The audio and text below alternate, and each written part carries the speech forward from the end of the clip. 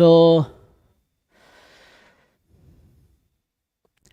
इसमें एट्थ में क्या है, एट्थ तो सिंपल है कि यहाँ पे आएगा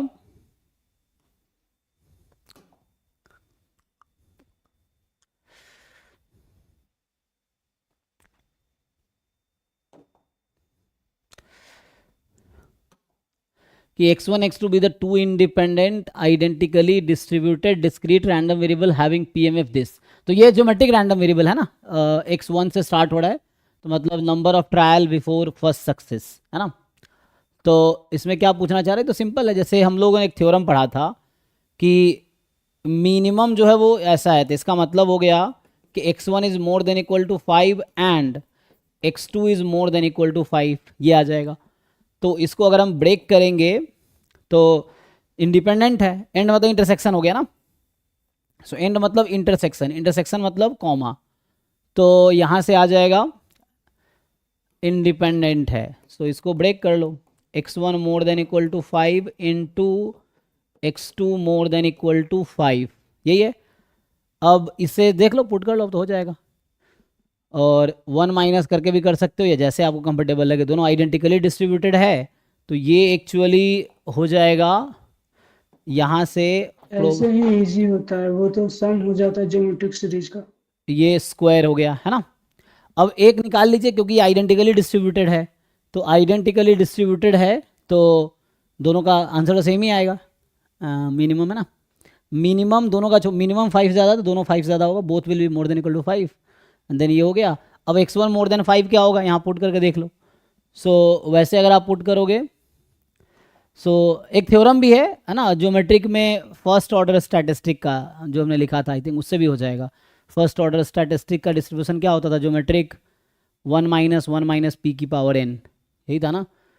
अगर x1 x2 xn is geometric p, तो मतलब क्लास में जो मैंने थ्योरीज पढ़ाए मैं मोस्टली वही यूज़ करूंगा यहाँ पे। ये है फर्स्ट ऑर्डर स्टैटिस्टिक। हाँ जी, जैसे x ग्रेटर देन 5 बोल रहा है ना, तो डायरेक्ट वैल्यू रख देते हैं पीडीएफ में, यानी 1/2 की पावर 5 प्लस 1/2 की पावर 6 प्लस 1/2 की पावर 6, ये तो सम आ जाएगा, फिर उसका हाँ सीरीज बन जाएगा ना उस सम का, हाँ, तो उससे आंसर आ गया इसलिए। तो मतलब सीधा यहीं पे पुट कर दे, ये कहना चाह रहे हो। नहीं नहीं, जहां तक आपने करा है ना हाँ वही तो मैं लास्ट कह रहा थर्ड हूँ, तो वो ऑप्शन उससे आगे कर दो। दूसरा मेथड ये है, एक मेथड ये, वो तो आगे खुद ही करना है तुम्हें, वो तो ठीक है, वो तुम्हें खुद करना है। दूसरा मेथड ये, एक मेथड तुम आगे कर लो कंप्लीट, जिसका डाउट है उसको बोल रहा हूँ आगे कंप्लीट करो, इसमें क्या ही है। तो इसमें तो बात तो वही है, दिस स्क्वायर, वो तो समझ ही रहे हो। यहाँ से 5 या तो 1 माइनस करके कर लो या उससे कर दो। दूसरा मेथड ये है, एक अप्रोच ये है और दूसरा अप्रोच ये है ना। जनरली मैं जो भी क्वेश्चंस कर रहा हूँ मैंने वही यूज़ किए होंगे जो मैंने क्लास में पढ़ाए होंगे ना, ये है। तो जो थ्योरीज बेसिक सिलेबस में है वही यूज़ करने को। एक क्वेश्चन, ऐसे बहुत सारी चीज़ें हैं जो सिलेबस में नहीं है लेकिन उस मेथड से क्वेश्चन हो सकता है, तो हम उस मेथड से नहीं करेंगे सॉल्व, ये है। मतलब जैसे आप प्रोबेबिलिटी जनरेटिंग फंक्शन से पिछला क्वेश्चन देखोगे, कई सॉल्यूशन मैंने देखा जहाँ प्रोबेबिलिटी जनरेटिंग यूज़ करते हैं, क्या क्या यूज़ करते हैं जो हमारे सिलेबस में ही नहीं है, तो मैं क्यों यूज़ करूँगा उस चीज़ को, और क्यों एग्जाम में तुमसे वो चीज़ एक्सपेक्ट करेगा जो तुम्हारे सिलेबस में नहीं है। अभी जो भी क्वेश्चन जैम में है, हमें वही मेथड यूज़ करना जो जैम के सिलेबस में है। बहुत सारी चीज़ें हैं, जैम का सिलेबस तो एक बूंद है, पूरा स्टैटिस्टिक्स तो इतना समुद्र जैसा है, उसमें जैम का सिलेबस छोटा सा सिलेबस है। तो हमारे जैम में जो क्वेश्चन आ रहा है उसी सिलेबस को यूज़ करके सॉल्व करना है, कोशिश करना है, वरना वरना बाकी बहुत सारे डिफरेंट अप्रोच है जिससे सॉल्व हो सकता है। तो why will be use the method that is not in the syllabus, ये है, ठीक है, ऐसा है। तो इसको पुट करके देखो क्या आएगा। तो यहाँ से 1/2 की पावर 5, 1/2 की पावर 6, तो ये आगे कैलकुलेट कर लो, आंसर आ जाएगा, मैं ये कह रहा हूँ। दूसरा मेथड था एक, इसका स्क्वायर है यहाँ पे, इसको जीपी से है ना, इनफिनाइट जीपी का सम है, उसको सॉल्व कर लो। दूसरा मेथड था कि हमारे पास x1 x2 xn है जो कि ज्योमेट्रिक p है, तो जो फर्स्ट ऑर्डर स्टैटिस्टिक है उसमें क्या होगा, फर्स्ट ऑर्डर स्टैटिस्टिक होगा ज्योमेट्रिक 1 - 1 - p की पावर स्क्वायर, है ना। तो इस तरीके से आएगा, तो इससे भी कर सकते हो। तो जो इसका डिस्ट्रीब्यूशन है, मिनिमम का डिस्ट्रीब्यूशन है, दैट विल बी ज्योमेट्रिक, तो यहाँ p हाफ है तो 1 - 2, तो 1 - 2 हो जाएगा कितना, 1 - 1/2, 1/2 का इसको 1/4 में 3/4, तो ये है ज्योमेट्रिक 1/4। तो इससे भी सॉल्व कर सकते हो। मान लो ये y है तो ज्योमेट्रिक 1/4। अब तुम निकालो probability y more than equal to 5, answer इससे भी सेम आना चाहिए, देख लो सॉल्व करके। तो एक तो ये मेथड है कि हमने वो थ्योरम यूज़ किया, minimum of x1 x2 more than equal to 5 if and only if x1 more than equal to 5 and x2 more than equal to 5, ठीक है। और दूसरा तरीका है ये वाला थ्योरम यूज़ कर जो क्लास में लिखा होगा हमने, कि जैसे ज्योमेट्रिक में जो फर्स्ट ऑर्डर स्टैटिस्टिक्स ज्योमेट्रिक ही होता है, एक्सपोनेंशियल में फर्स्ट ऑर्डर स्टैटिस्टिक्स एक्सपोनेंशियल होता है, रेट ऐड हो जाता है, तो वो थ्योरम यूज़ कर सकते हैं हम लोग, ये है। तो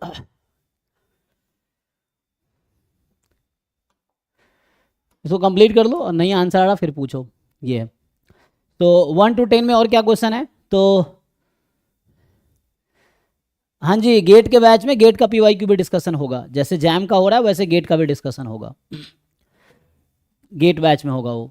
तो आप लोग गेट बैच भी अटेंड कर सकते हो, कोई दिक्कत नहीं। तो वो गेट का सिलेबस अभी 15-20 दिन में कंप्लीट हो जाएगा, उसके बाद होगा वो गेट नेट जैम सबका पीवाईक्यू डिस्कशन होगा इस तरीके से।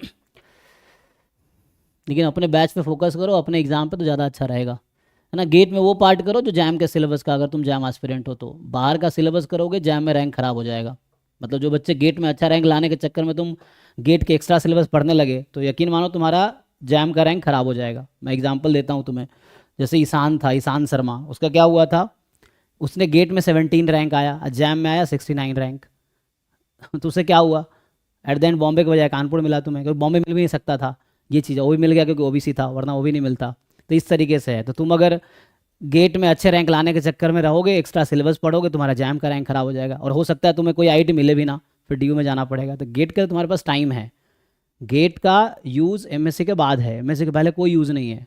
तो इसलिए जो बच्चे जैम के एस्पिरेंट हो, जैम पे फोकस करो, और गेट में सिर्फ वही करो जो जैम में है ना। ये चीज़ें, दो नाव पे पैर रखोगे गिर जाओगे नदी में, फिर ना इधर के रहोगे ना उधर के रहोगे, क्योंकि गेट के लिए टाइम है अभी। गेट तुम एमएससी के बाद ही गेट का कोई यूज़ है, एमएससी के बाद ही तुम गेट में चाहे तो पीएचडी कर सकते हो, चाहे जॉब हो, चाहे एमटेक हो, यही 3 पर्पस। तो अभी गेट निकालने का कोई मतलब नहीं, इसलिए जैम में अच्छा रैंक लाओ, उसका फ़ायदा होगा। गेट में अच्छा रैंक लाओगे कुछ नहीं कर पाओगे, कुछ होगा इन बीएस के बाद कोई यूज़ ही नहीं है, ठीक है। स्टिल डिस्कशन होगा। अभी जैम का हो रहा है, गेट का सिलेबस अभी कंप्लीट नहीं हुआ है, जब होगा तो गेट का में बैच का पीवाईक्यू डिस्कशन होगा, नेट वाले बैच में नेट का भी होगा। सो अभी के लिए हम लोग आगे आते हैं। तो 1 to 10 में 6 8 और कुछ है, तो 6 8 तो हो गया ना, ये तो यही था। आंसर निकाल कर देख लो, नहीं आ रहा फिर पूछना, दोबारा पूछो, ये है। सो 10 to 12, 10 to 20 में आते हैं। तो 10 to 20 में एक तो 19 है, 18 है, ये ना, 18 19 17 17 18 19 है ना। चलिए 17 18 19 पे आते हैं। तो 10 to 20 में देखिए,